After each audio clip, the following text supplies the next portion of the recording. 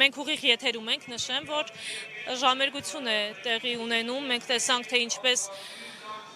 հավատավոր ժողովուրդը դիմավորեց վեհափառ Հայրապետին, բայց տիրադավ կոչմանն արժանացած եպիսկոպոսները իրենց կողմնակիցներին եւ աջակիցներին են հրավիրել այստեղ։ Ըստ ձեզ նրանք ինչ ցանկություն ունեն, ինչ մտադրություն ունեն այստեղ հրավիրելով երկու կողմերին։ Իրականում ես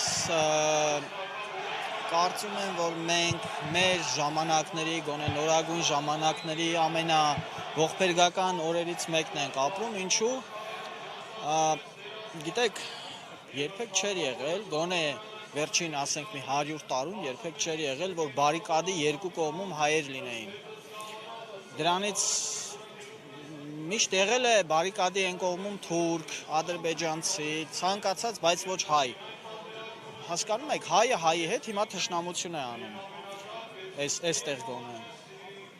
Դա իրականում շատ մեծ ողբերգություն է, ինչքան էլ որ մենք կարող ենք այս պահին ժպիտով, ծիծաղելով ասել, թե հա, իրենք չեն կարողանում գոռալ, իրենց զոռով հավաքել բերել են, բայց այնուամենայնիվ այն մյուս կողմում հայեր են։ Հայերի եւ հայերի միջև էլ կանգնած են հայ ոստիկանները։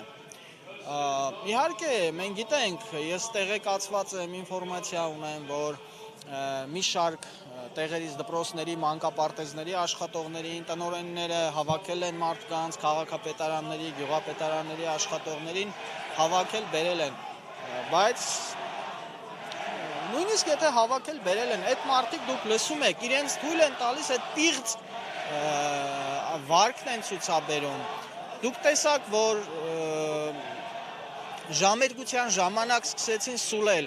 Դա մարդը եթե տեղից պիղծ չլինի, ինքը չի կարող այդպիսի բան անել, ինչքան էլ իրենց հավաքեն բերեն։ Շատ մեծ ցավ է իհարկե եւ չգիտեմ, երբեմն բառերը չեն բավականացնում, որպեսզի կարողանաս նկարագրել այն իրականությունը, որին մեզ հասցրել են։ Իսկապես ճիշտ նշեցիք, կարծես թե ռազմի դաշտ է հիշեցնում այս պատկերը, բայց ըստ ձեզ կլինեն բախումներ, ինչ տեղի կունենա, ինչ է ցանկությունը այն մարդկանց, ովքեր այսօր եկել են եւ վեհափառ Հայրապետի հրաժարականն են պահանջում։ Չէ, բախումներ չեն լինի, վստահաբար չեն լինի, որտեղ այն կողմում կանգնած մարդիկ բան չեն, բախվելու մարդիկ չեն։ Նրանք բերած մարդիկ են, որոնք պիտի հայհոյեն, պիտի հիմար բաներ խոսեն։ Բախումներ կլինեն հաջորդ անգամ, երբ որ քաղաքացիական հագուստով ոստիկանների հավաքեն բերեն։ Հիմա իրենց նպատակը, Նիկոլ Փաշինյանի նպատակը բախում է, չէ՞, սա հետախուզություն է մարդով, որպեսզի մի հատ հասկանան հայերի կողմից, եկեղեցու կողմից, ազգային կողմից ինչքան մարդ է հավաքվում, ինչպիսի կամք է դրսևորվում։ Հաջորդ անգամ, ես չգիտեմ դա երբ կանի, հաջորդ անգամ իրենք կգնան բախման։ Ամեն վատ բան էլ առաջին անգամ է լինում,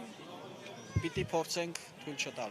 Իսկ ըստ ձեզ այն եպիսկոպոսները, ովքեր այսօր միացել են Նիկոլ Փաշինյանի պահանջին եւ պահանջում են, որպեսզի վեհափառ Հայրապետը հեռանա,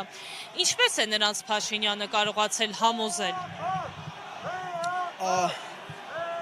Կամ արդյոք համոզել է։ Գիտեք, ամեն մեկը մի թուլություն ունի, ամեն մեկը մի խոցելի տեղ ունի։ Մեկը 7 զավակ ունի, որ կուսակրոն է, մյուսը կանայք ունի, մեկը այլասերված է, կան, ցավոք սրտի կան այդպիսի բաներ, եւ հենց այդ թուլություններից էլ օգտվում են, մեկը կաշառակեր է, մյուսը Բենտլի է քշում, այս աշխարհում անմեղ միայն մեկն է, դա Աստված է եւ Աստծո որդին, մենք բոլորս մեղավոր ենք, դրանից էլ օգտվում են այդ մարդիկ եւ սրանց ներքաշում են, ես այս եպիսկոպոսներից ոմանց հետ շատ լավ հարաբերությունների մեջ եմ եղել, այսինքն իրենց օգնել եմ, իրենք ինձ են օգնել եւ հիշում եմ եպիսկոպոսներից մեկի հետ խոսում էինք հոգեվոր հարցերի վերաբերյալ, հիմա այս ուրացած եպիսկոպոսներից մեկի մասին է խոսքը, ինձ մի բան ասաց, կարող եմ ասել Արցախի թեմի առաջնորդ եմ, ինձ մի բան ասաց, մի անգամ 2 ամիս առաջ էր, ասաց Գիտես, եթե ուզում ես ժողովրդին տանել քո ցանկալի ուղղությամբ, պիտի ինչ-որ մի